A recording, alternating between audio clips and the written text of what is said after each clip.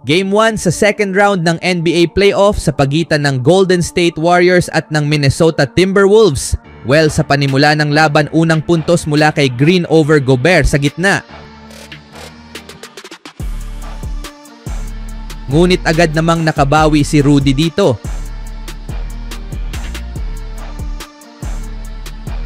Green naghahanap ng teammate, nakita si Curry pa sa isang easy layup. Na-delay pala ng kunti ang laro dahil nagkamali ng short itong si Buddy Hield. Bumalik pa ito sa locker room para magpalit.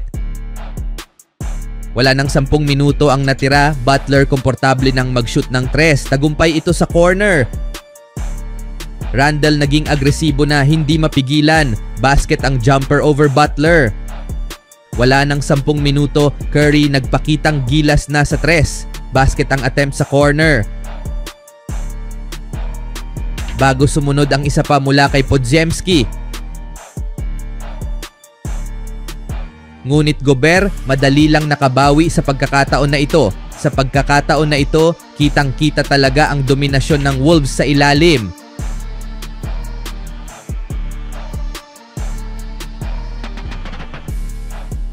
Donte, kakapasok lang sumayaw agad sa court over Moody. Ang sumunod, Payton nagkaroon ng steal over Gobert. Nakita si Curry na wide open at hindi nasayang yon. Timeout ang Wolves. Sa pagbabalik, easy layup for Reed over Curry. Bago sumunod ang isang hard drive patungo sa dulo. Wala nang kalahating minuto ang natira, wide open si Payton sa ilalim para sa isang easy dunk. Score 18-20 in favor of Timberwolves end of first quarter. Sa ikalawang quarter, back-to-back na puntos kay Curry. Walker Alexander gustong pigilan si Steph sa plano, pero hinabigo ito. Tagumpay ang isang long range. Bago sumunod ang isang floater mula sa assist ni Green. Nahawa na rin si Green mga kaibigan. Pangalawang 3 sa laro nakuha na. Timeout si Chris Finch.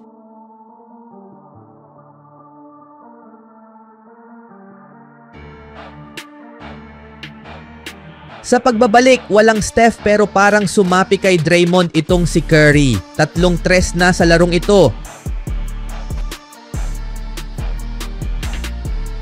Wala nang 7.5 minuto sa quarter na ito. Ngayon lang ulit nakapuntos ang Wolves mula kay Reed. Ngunit Draymond mga kaibigan, parang inilalagay na lang ang bola sa ring mula sa 3. Sa puntong ito, Curry hindi na makakabalik sa laro dahil sa left hamstring strain. Bad news to sa Warriors.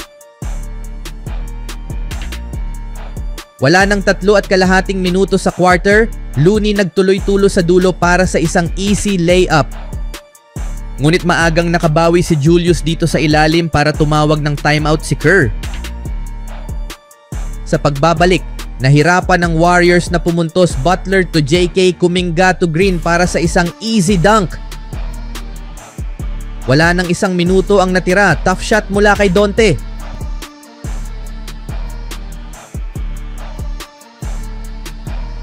Buti na lang nilinis ni Butler ang mintis na 3 mula kay Draymond. Score 44-31 in favor of Golden State. End of second quarter. Sa ikatlong quarter, parang iniwan na lang ni Curry ang shooting sa mga teammate. Tagumpay sa pagkakataon na ito ang attempt ni Payton. Wala nang 11 minuto ang natira sa third. Magandang nahanap ni Green si Butler na nag-cut sa ilalim para sa isang easy slam.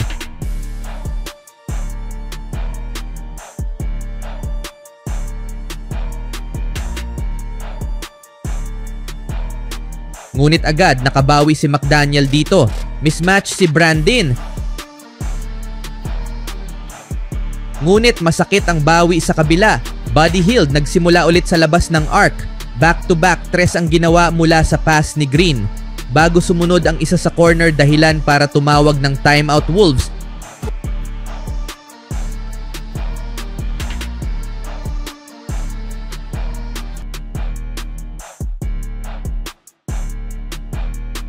Sa Sa pagbabalik, Nazrid unti-unti nang bumabawi dito. 3 ang ibinigay na salubong.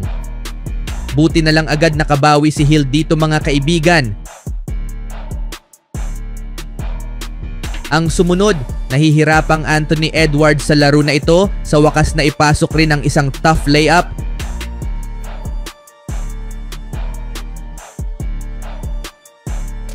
Bago sumunod ang isa pang hindi mapigilang atake sa paint over Draymond.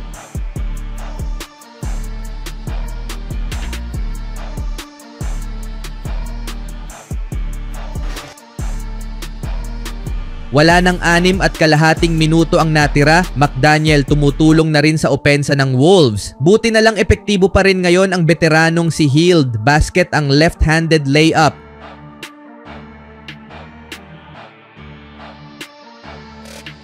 Edwards nagtuloy-tuloy patungo sa dulo, hindi mapigilan ni Butler. Kuminga, gustong subukan si Edwards, nabigo. Buti na lang natulungan ni Butler. Ngunit Spencer gumagawa ng paraan para magkaroon ng epekto sa laro. Basket ang atake sa ilalim. Pero Edwards nagsimula ng hindi mapigilan sa pagkakataon na ito. Basket ang hard drive.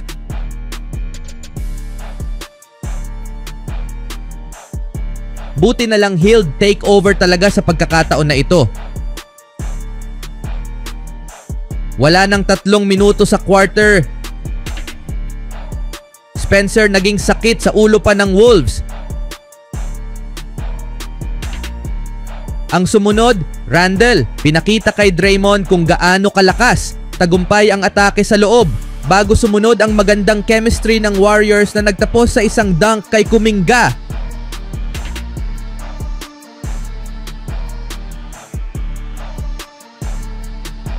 Sa huling quarter, naramdaman ulit ng Warriors ang kahinaan sa sukat. Butler dinomina ni Gobert sa ilalim.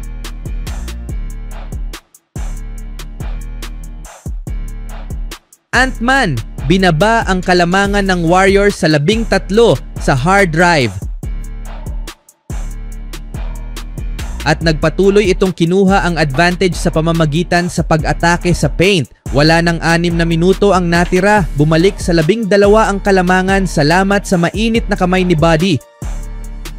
At sa tulong ni Butler, bumalik ito sa 14. Timeout ang Wolves.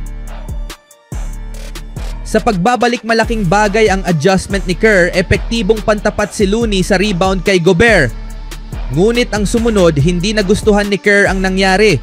Bumaba ang kalamangan ng team sa 10 matapos ang madaling puntos ni Edwards over Payton.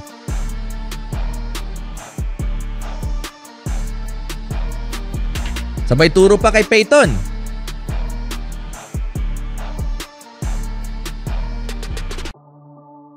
Buti na lang bumawi agad si Gary sa pagkakamali.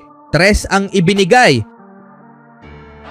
Ngunit Edwards mga kaibigan, sa wakas na ipasok na ang unang 3 sa laro. Speaking of 3, nalimutan nilang lahat na mainit rin sa labas itong si Hield. Big shot for Buddy. Take over si Buddy mga kaibigan sa huling 2 laro sa playoff para sa Warriors. Sa huli, panalo ang Warriors at sila ang unang nakakuha sa unang laro sa serye.